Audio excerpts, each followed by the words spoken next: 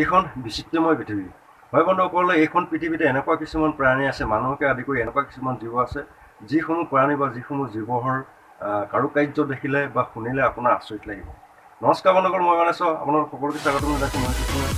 বন্ধুসকল, আজিৰ ভিডিঅ'টোত আমি তেনে কিছুমান তথ্যৰ কথা আমি আলোচনা কৰিম। বন্ধুসকল, ভিডিঅ'টো যদি ভাল লাগে এটা লাইক কৰিব, আৰু এতিয়ালৈকে যদি আপুনি মোৰ চেনেলটো ছাবস্ক্ৰাইব কৰা নাই তেতিয়াহ'লে ছাবস্ক্ৰাইব কৰিলে বেল আইকনটো অন প্ৰেছ কৰিব।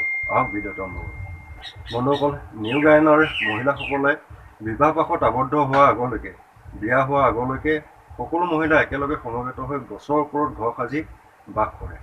কেনাৰী দ্বীপপুঞ্জৰ অধিবাসীসকলে বন্ধুসকল কথা বতৰাৰ ঠাইত অকল সুহুৰি বজাই কথা বতৰাৰ কামসমূহ চলায়। বন্ধুসকল, মেৰু প্ৰদেশৰ সকলো জন্তুৰ ৰং হ'ল বগা। তাজমহলৰ প্ৰধান কাৰিকৰজনৰ নাম আছিলে উস্তাদ ইশা।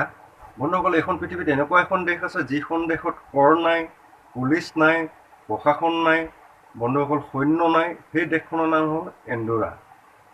মানুহে মাটিৰ বাহিৰে আন একোকে নাখায়। হয় বন্ধুসকল, শুনিবলৈ আচৰিত লাগিলেও এই সত্য কথা। আফ্ৰিকাৰ আদিবাসীসকলে নীল নদীৰ মাটি পুৰি খায়, তাৰ বাহিৰে আন একো নাখায়। গছৰ ওপৰত কোন ঠাই মানুহে বাস কৰে আপুনি জানেনে? হয় বন্ধুসকল, আফ্ৰিকাৰ নপুৱনসকলে গছৰ ওপৰত বাস কৰে। পৃথিৱীৰ প্ৰথম চিৰিয়াখানা কোনে ক'ত আৰম্ভ কৰিছিলে আপোনাৰ মনত আছেনে?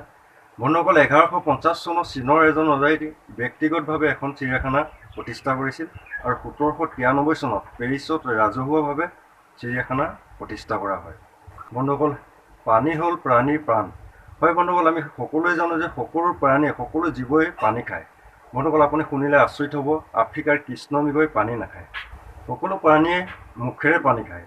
হয় বন্ধুসকল, কিন্তু ভেকুলীয়ে মুখেৰে পানী নাখায়। ভেকুলীয়ে শৰীৰৰ যিবোৰ ফুটা থাকে, অংগৰ ফুটা থাকে, সেইসমূহ ফুটা দি পানী শুহি লয়। মাংসহাৰী গছ। হয় বন্ধুসকল, গছে মাংস খায়।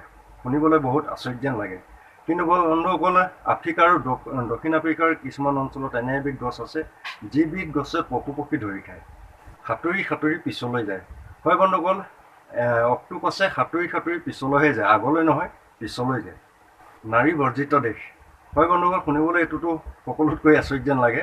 বন্ধুসকল, গ্ৰীচৰ এটি সৰু দ্বীপ বন্ধুসকল, যাৰ নাম কেৰিছ এথোছ।